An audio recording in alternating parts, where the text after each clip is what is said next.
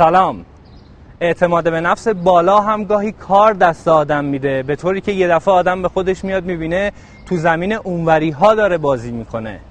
مثل هفته قبل که باز هم از کسی اسمی نمیبریم، اما انصافاً به دور از ادب و عرف و متانته که آدم همین جوری کسی رو به تحریک جنسی متهم بکنه و بگه که احتمالاً به فکر تأسیس کاباره و کلوب‌های شبانه هستند. لااقل به حرف‌های حاج علی آقا گوش بدید. ادبیات مطالب اگر انتقادی است با متانت اداش گردد تا تأثیر آنگونه که در روش امر معروف و نهی از منکر توصیه شده به اندازه باشد. رئیس فدراسیون جهانی اتومبیلرانی اومده ایران پیست کارتینگ افتتاح کنه. به اطلاع جناب رئیس میرسونیم که ما پیست های منحصر به فردی هم داریم که اگه نبینه واقعا از دستش میره ها.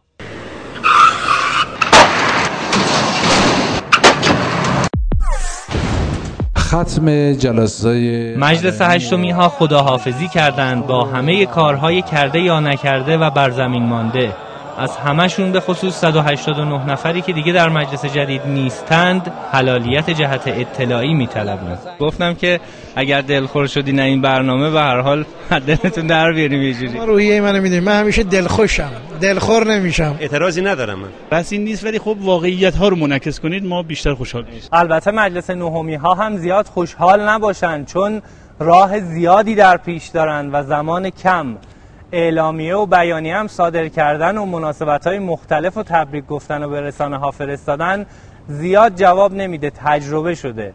مثل همین متنی که الان دست منه، طرف داده با عکس چاپ کردن و یه مناسبتی رو تبریک گفته، دستش درد نکنه، متنش هم تقریبا شبیه یه انشاه. ولی از همین الان بیشتر به فکر وظایف اصلیتون باشید، بعداً نگید چرا نگفتید.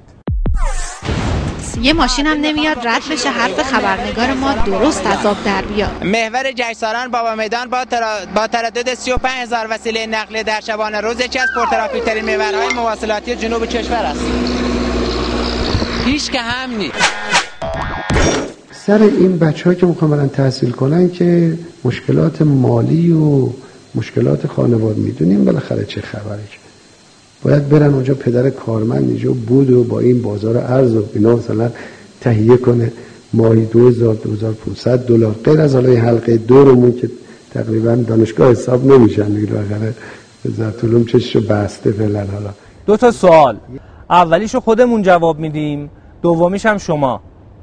منظور رئیس جمهور از این حلقه دورمون کیا هستن؟ فکر کنم ایشون باز هم زده به این آقازاده ها که دلارای بانکی رو میگیرن میرن فرنگ یه گشتی بزنن، یه هوایی بخورن. و سوال دومم که وزارت علوم چرا چشماشو بسته بر روی این آقازاده ها؟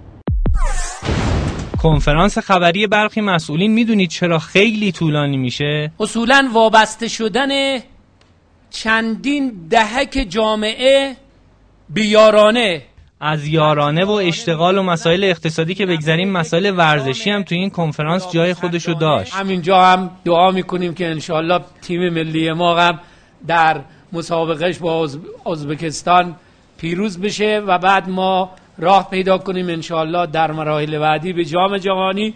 تو جام جهانی هم اگه مختصر و مفید درباره اصل موضوع صحبت کنید بهتر نیست که هم مردم بهتر از برنامه‌های شما مطلع بشن و هم حاشیه‌های دردسرساز کم بشه؟ جشن اردیبهشت تئاتر معمولا تو جشنواره‌ها به بدترین ها تمشک طلایی میدن، اما وزارت ارشادی‌ها میخوان این رسمو عوض کنن و کدو حلوایی بدن. برای اونایی که کار نکردن، احیانا چوب لا چرخ تئاتر گذاشتن، یه کدو بهشون میدیم. یه پیشنهاد دارم براتون. 3 تا کدوه به 3 تا اداره تعلق میگیره از ارشاد استان تهران. این بار به خیر گذشت، به مدیران کمکار کدو ندادن، اما حواستون رو جمع کنید آخر مسئولیتتون کدو بهتون ندن. مدارس کپری ما در هوای آزاد برگزار میشه که چادر هیچ گونه چادری نداره. مدارس کپری تعدادش خیلی کم شده در کشور، اما یه دونش هم برازنده ما نیست. مسئولان اینا رو ببینند و به جای حرف و حدیث‌های بی‌نتیجه به کارهای فراوان روی زمین مونده بپردازند. برای مقابله با این ریزگردهایی که نفسمون رو گرفته، یه مسئول استانداری تهران جدیداً پیشنهاد داده که بیایم از افزودن مواد چسبنده به آب برای آبپاشی خیابونا و معابر استفاده کنیم. حالا این روش رو امتحان کنید، اما اگه مثل آبپاشی تهران با هواپیما جواب نداد، چند گزینه هم ما به ذهنمون میرسه. گزینه یک چاه بزرگ حفر کنیم و همه خاک‌های کشور و کشورهای همسایه رو یک جا جمع کنیم بریزیم توش. گزینه 2، از انتقال آب دریا به کویر استفاده کنیم برای آبپاشی روی ریزگردها. گزینه 3، به جناب باد بگیم لطفاً بیخیال ما شو و جهت تو کلاً از کشور ما تغییر بده، برو یه جای دیگه بوز. و گزینه 4، درخواست از همه مدیران زیربط که اول خوب فکر کنن درباره طرح‌هایی که به ذهنشون میرسه، بعد دست به کار بشن. خداحافظ.